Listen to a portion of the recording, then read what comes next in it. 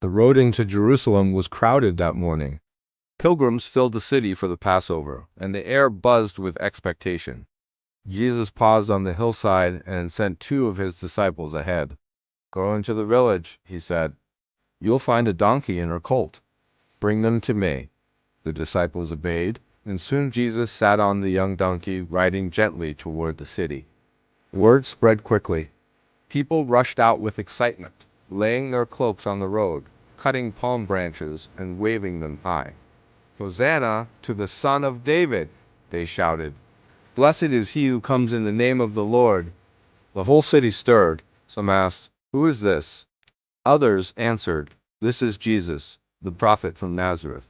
When Jesus entered the temple courts, his eyes burned with sorrow and anger. Inside, merchants were shouting, coins clinking, animals bleating. The sacred place had become a marketplace. Jesus stepped forward and overturned the tables. Coins scattered across the floor. "It is written," he said with authority, "My house shall be called a house of prayer, but you have made it a den of thieves." Fear swept through the sellers, and they fled.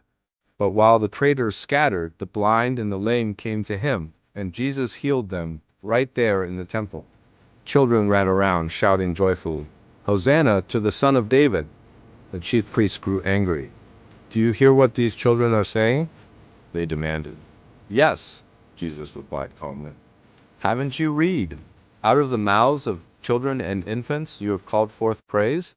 Later, leaving the city hungry, Jesus approached a fig tree with many leaves but no fruit. He spoke a single sentence, "May no fruit ever grow from you again." The next day the disciples were shocked. The tree had withered.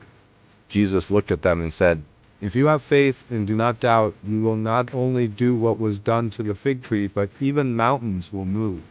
Whatever you ask for in prayer with faith, you will receive." Back in the temple, the leaders challenged him again. By what authority did he do these things? Jesus answered with questions, parables, and truth-revealing hearts, exposing pride, and calling people to believe and bear good fruit. And so, in that single chapter, Jesus entered as king, purified the temple, healed the broken, taught with power, and challenged the nation to choose between empty religion or true faith.